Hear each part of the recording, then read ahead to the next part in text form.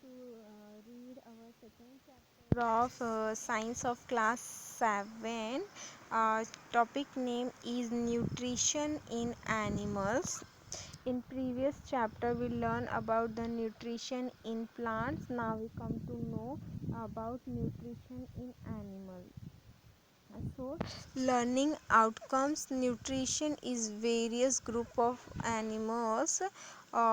Hologenic nutrition, different modes of feeding. Nutrition in human beings, digestion in human, assimilation of food, digestion in grass eating animals. These are some key points which we are going to cover in this chapter. So first we come to our first concept, nutrition in various group of animals. All organisms including human required food for energy, growth, repair and functioning of the body. और सभी तरह के organism, living thing जो होते हैं, जैसे human हो गए या फिर अदर लिविंग थिंग्स, एनिमल्स हो गए, उन सभी को एनर्जी के लिए, ग्रोथ के लिए और अपनी बॉडी के फंक्शनिंग्स के लिए एनर्जी, न्यूट्रिशन की ज़रूरत पड़ती है. Every day we eat the kinds of food that we have mention in the last column above, that do all organisms obtain these components in the same way as we do. So every day अपने body के लिए वो सारी चीज़ों की requirements को fulfil करने के लिए हर दिन हम हर तरह के फूड का फूड फॉलो करते हैं, फूड ईट करते हैं, जिससे हमें एक ऑर्गेनिक अपनी बॉडी में सारे कंपोनेंट्स जो हमारे रिक्वायरमेंट कंपोनेंट्स होते हैं हमारे बॉडी के, वो उनको मिल सके और हमारी बॉडी को फुल न्यूट्रिशन मिल सके उससे. Plants are autotrophs, that is they can prepare their own food by the process of photosynthesis, but animal cannot. See, in previous chapter in plants nutrition we learn about that the green plants वो क्या होते हैं, autotrophs होते हैं, जिसके उनमें खुद में कैपेबिलिटी होती है कि वो खुद का फूड खुद प्रिपेयर कर पाते हैं फोटोसिंथेसिस के प्रोसेस के थ्रू. बट एनिमल्स ये नहीं कर सकते हैं. वो हेटरोट्रॉफ्स होते हैं और वो अपनी फूड के लिए, और वो एक ऐसा ऑर्गेनिज्म होते हैं जो अपनी फूड के लिए दूसरे ऑर्गेनिज्म पर डिपेंड होते हैं. जैसे एनिमल्स हैं, ह्यूमन बींग्स हैं, तो हम हमारे फूड्स के लिए दूसरों पे डिपेंड करते हैं, अदर प्लांट्स पे डिपेंड करते हैं, अदर एनिमल्स पे डिपेंड करते हैं. But the animals cannot. Animals are heterogenic, that is they get their food from the plants, either directly by eating plants or indirectly by eating animals that eat plants. Some animals get both plants and animals. So यहाँ पे यही explain किया गया है कि animal जो होते हैं वो हेटरोट्रॉफिक होते हैं, और हम ऐसे ऑर्गेनिज्म अपने फूड के लिए दूसरे ऑर्गेनिज्म पर डिपेंड होते हैं डायरेक्टली और इनडायरेक्टली. अगर डायरेक्टली आप प्लांट्स ईट करते हो तो आपको हर्बीवरस कहा जाता है, और अगर आप इनडायरेक्टली एनिमल्स इनडायरेक्टली उसे ईट करते हो, जैसे किसी एनिमल को ईट करते हो और वो एनिमल ग्रास ईट करता है, तो उसको कर्बीवरस कहा जाता है. और the some animals eat both, और कुछ लोग होते हैं जो दोनों चीज़ें खाते हैं, वेजिटेरियन भी होते हैं और नॉन वेजिटेरियन चीज़ें भी खाते हैं, तो उसको ओमनिवरस कहा जाता है.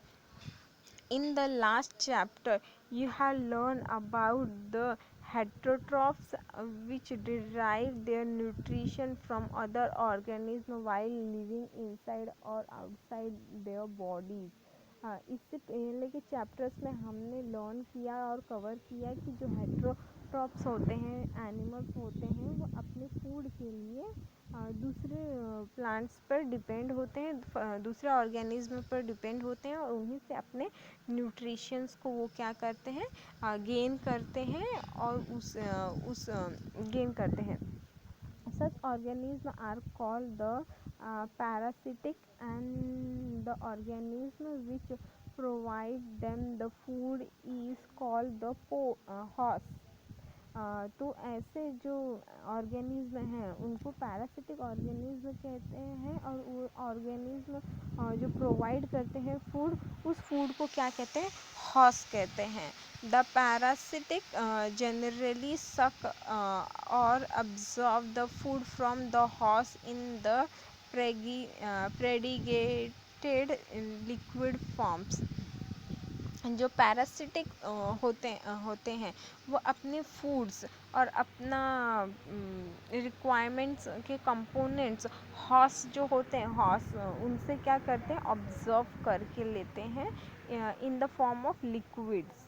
Parasites do not need to digest food as they take in the food that is digested by the host.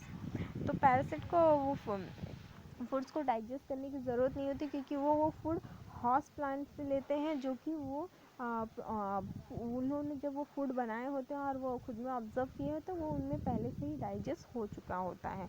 सम फगी and the bacterian are saprophits, that is they derive from the food from the dead.